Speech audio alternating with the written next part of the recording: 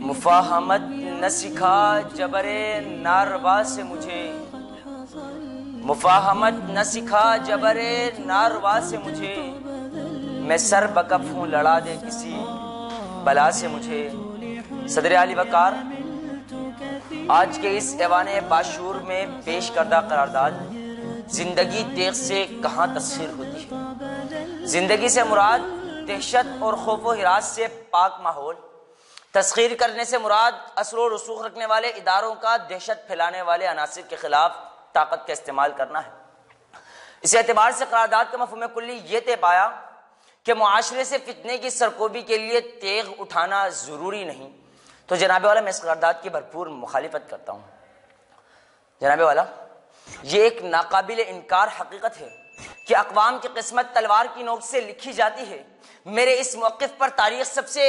اولین شاہد ہے۔ چنانچہ 1186 عیسوی میں جب رینالڈ دیگر مسیحی امراء کے ساتھ حجاز مقدس پر حملے کی غرض سے مدینہ منورہ پر حملہ آور ہوا، تو ایسے میں سلطان صلاح الدین ایوبی نے جنگ کے ذریعے اس فتنے کی سرکوبی کی اور حتین کے مقام پر رینالڈ کا سر قلم کر کے تاریخ کی خوفناک ترین جنگ لڑ کر یہ ثابت کر دیا کہ زندگی تیغ سے تسخیر ہوتی ہے، اور مسلمانوں کو ایک پیغام دیا کہ تم میں شامل ہے سرخی جمع خون کی، آسمان سے رنگے شفق چھین لو، دیکھتے کیا ہو دستے ستم کی طرف، اپنا حق چاہتے ہو تو حق چھین لو،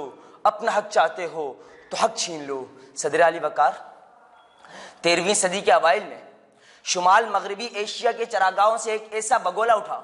جس نے دیکھتے ہی دیکھتے دنیا کی بنیادوں کو تہو بالا کر کے رکھ دیا۔ دیکھتے ہی دیکھتے شہروں کے شہر، علاقوں کے علاقے اور ملک کے بعد ملک اجڑتے جلتے اور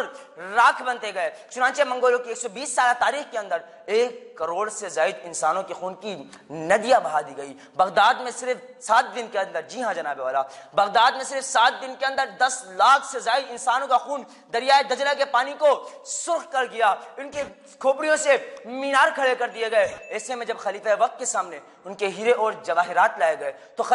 ہلاکوں نے ایک تاریخی جملہ کہا کہ اگر تم ان ہیرے اور جواہرات سے اپنے سپاہیوں کے لیے تیر و تلوار بنا لیتے تو میں کبھی دریا عبور نہ کرتا۔ جناب والا ملکی اعتبار سے جب اس قرارداد کا جائزہ لیا جائے تو آج ہم اگر امن و سکون کی زندگی گزار رہے ہیں تو اس کی بنیادی وجہ شرپسند عناصر کے خلاف طاقت کا استعمال کرنا ہے۔ 65 میں جب ہم نے جنگ کی تو اس وقت امن قائم ہوا، اور آج مسئلہ کشمیر کو جب ہم نے مذاکرات کی میز پر رکھ دیا تو آج 70 سال بعد کشمیر ہم سے جدا ہو گیا، وہاں امن قائم نہ ہو سکا۔ کشمیری عوام چیخ چیخ کر پکار رہے ہیں کہ کہاں ہے ارض و سما کا مالک، کہ چاہتوں کی رگے کرے دے بس کی سرخی رخ بشر کا سین غازہ بنی ہوئی ہے۔ کوئی مسیحا ادھر بھی آئے، کوئی تو چارہ کری کو اترے، افق کا چہرہ لہو سے تر ہے، زمین جنازہ بنی ہوئی ہے، زمین جنازہ بنی ہوئی ہے۔